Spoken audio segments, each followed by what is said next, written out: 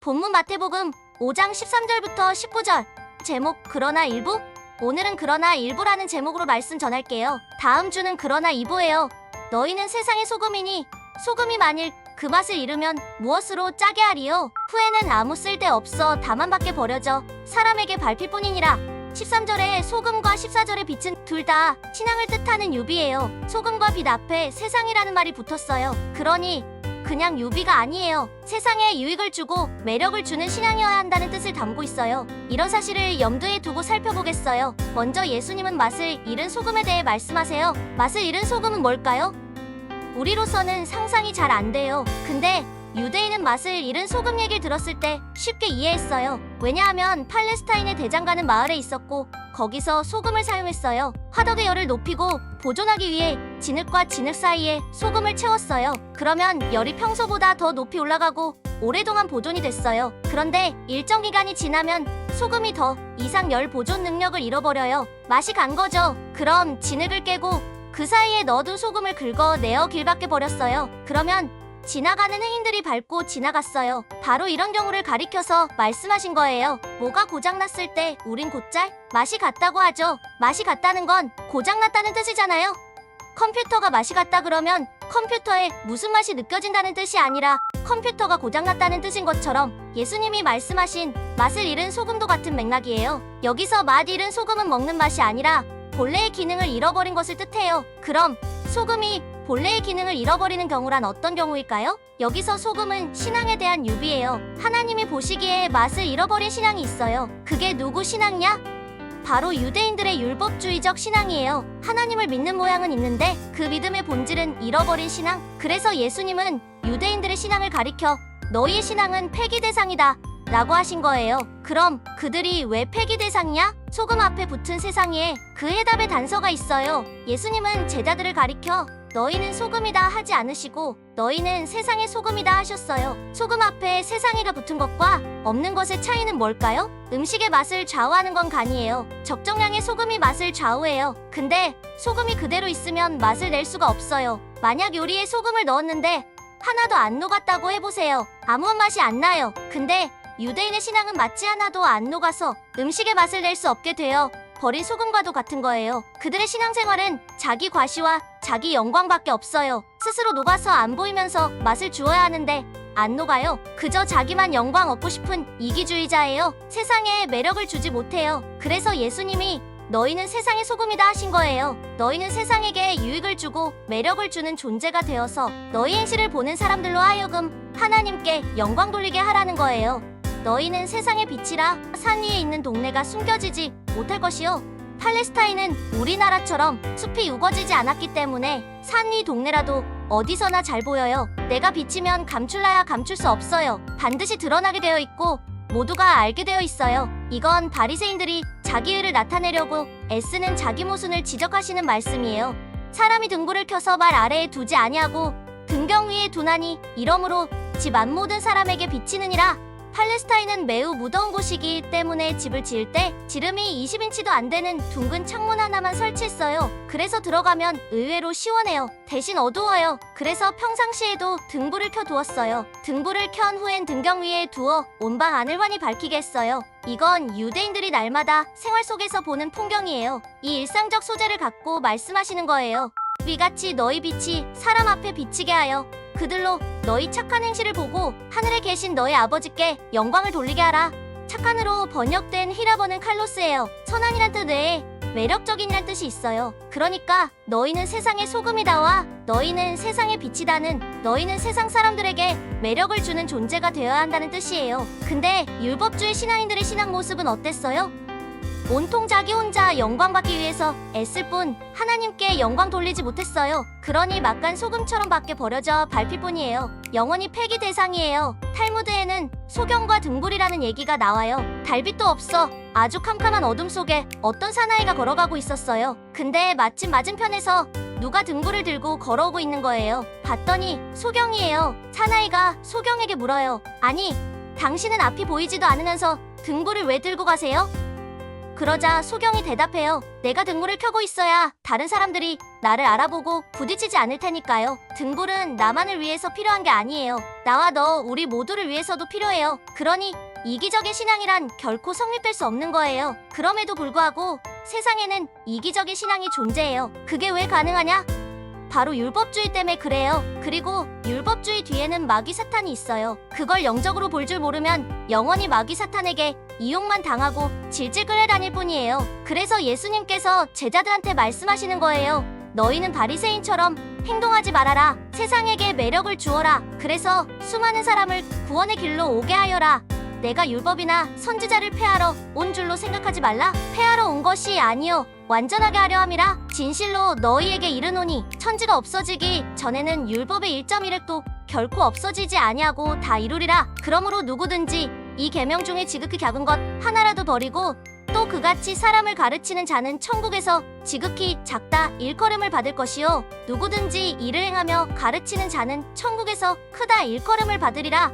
17, 18, 19절 중에 먼저 18절을 보세요. 1.1획은 히라버 이오타예요. 이오타는 영어 모음 I에 해당되기도 하지만 모음의 맨 밑에 아무 의미 없이 사용돼요. 이오타가 빠진다고 발음이 바뀌거나 의미가 바뀌지 않아요. 그러니까 자모한 자도 바꾸면 안 된다는 뜻이에요. 이 구절을 근거로 근본주의자들은 문자주의를 주장해요. 문자주의란 성경의 모든 구절을 한 글자도 고쳐서는 안 되고 해석하지도 말고 글자 그대로 받아들여야 한다는 이론이에요. 그런데 예수님이 성경의 모든 구절을 고쳐서는 안 된다고 하셨어요? 절대 아니에요. 1.1획 앞에 율법이라 하셨어요. 모든 성경 구절을 고치지도 말라 고 하신 게 아니라 율법, 즉 10계명을 고치지 말라 고 하신 거예요. 그 당시에 율법에 대해서는 크게 세 가지 견해가 있었어요. 첫째, 10계명, 둘째, 10계명 플러스 법률, 셋째, 10계명 플러스 법률 플러스 장로의 전통. 이 셋 중 예수님은 어떤 견해를 가지고 계셨을까요? 19절에 이 계명 중에 지극히 작은 것 하나라도 버리고 라 하셨어요. 계명이 뭐예요?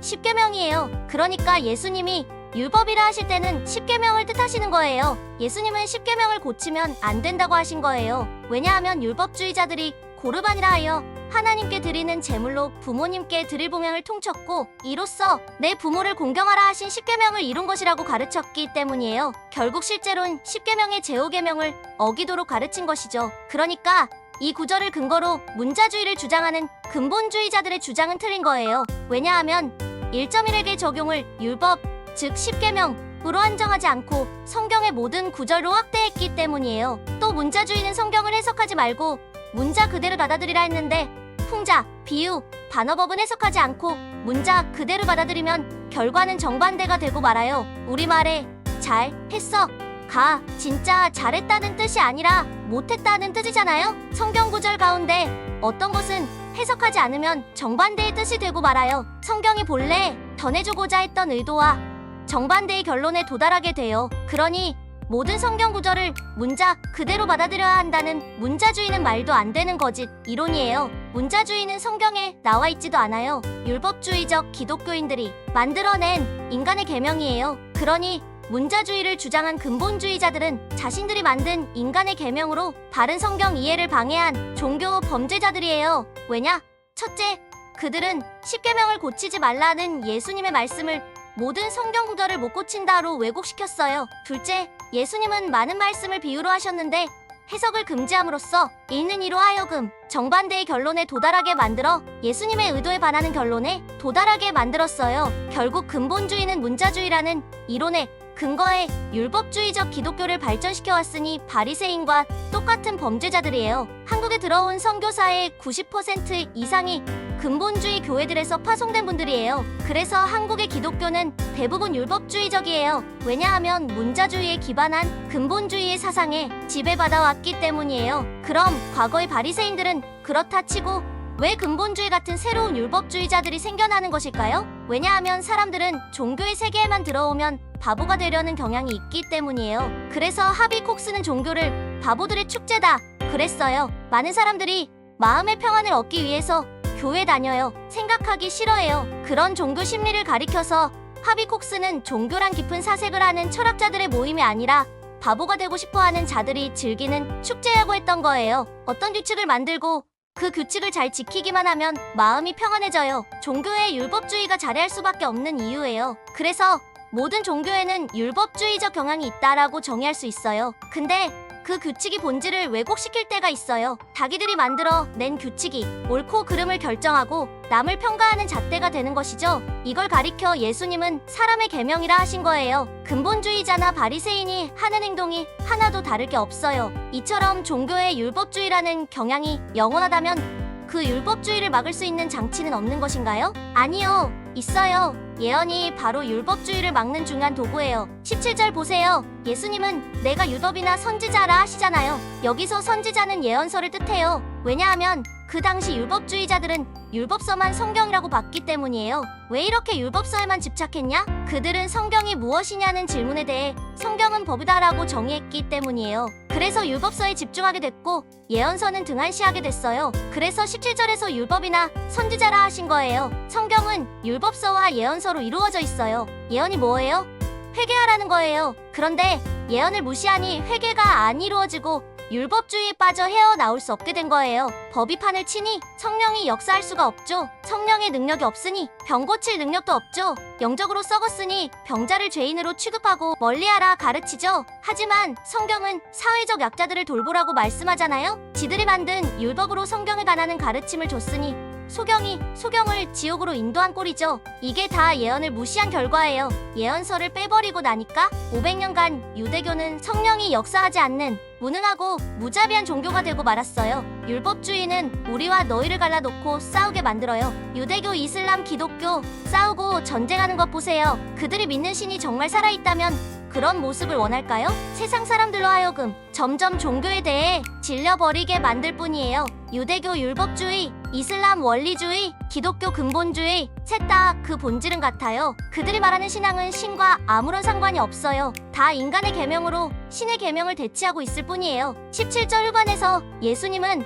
내가 율법이나 선지자를 폐하러 온 것이 아니요 완전하게 하려 함이라 하셨어요. 이 말씀을 왜 하셨냐? 율법주의자들은 예수님을 율법 폐기자로 봤기 때문이에요. 안식일에 병 고친 것, 나병 환자의 몸에 손 대신 것, 씻지 않은 손으로 음식 먹는 제자들을 두둔하신 것 등은 그들 눈에 예수가 율법 폐기자라는 걸 증명해요. 하지만 그런 모든 율법들은 계명이 아니에요. 그러므로 지켜야 할 율법이 아니에요. 인간을 사랑하고 도와주는 일을 막는 그 어떤 율법도 악법이며 지킬 필요 없는 거예요. 그래서 예수님은 십계명을 변경하거나 폐기한 율법 해석이 잘못되었다고 지적하신 거예요. 사실 십계명에 사랑이 담겨 있어요. 많은 사람이 내 이웃을 내 몸과 같이 사랑하라 하신 예수님이 처음 하신 말씀이라고 알고 있어요. 아니에요. 레위기 19장의 십계명에 내 이웃을 내 자신처럼 사랑하라는 말씀이 이미 있었어요. 이미 있던 말씀을 예수님이 다시 하신 거예요. 전혀 새로운 얘기가 아니에요. 그럼에도 불구하고 많은 그리스도인들이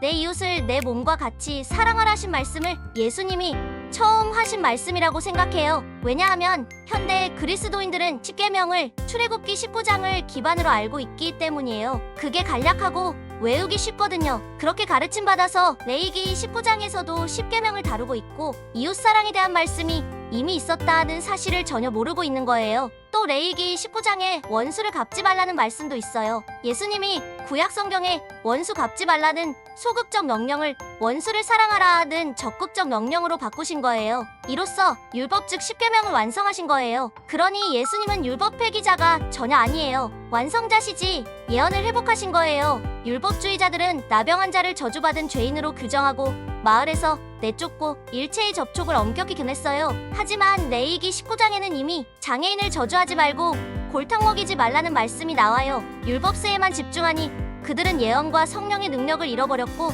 장애인이나 병자가 와도 고쳐주지도 못하고 죄인 취급하고 멀리하도록 가르쳤어요. 오히려 율법주의자들이 사랑의 십계명을 폐기한 거죠. 그러나 예수님은 나병 환자 고치실 때 그의 몸에 손을 대시잖아요? 말씀만으로도 얼마든지 고치실 수 있는 분이 왜 그의 몸에 손을 대세요? 나병 환자를 만진다고 낫는 게 아니잖아요? 율법 즉 십계명을 무시해서도 아니에요. 치료의 능력이 사랑에서 나오는 것임을 보여주시기 위해서예요. 십계명이 사랑으로 귀결됨을 보여주시기 위해서예요. 사랑해야 낫는 거예요. 이 결정적 진리를 율법주의자들은 몰랐어요. 법만 발전시키고 정말 필요한 사랑은 안 주고 격리 차별만 했어요. 그 결과 유대사회는 살아있는 지옥이 됐어요. 그러니 율법, 즉 10계명을 망가뜨린 거죠. 또 율법 교사들은 안식일에 병 고침을 금했어요. 근데 종교인은 안식일에 제일 바쁘게 일하잖아요.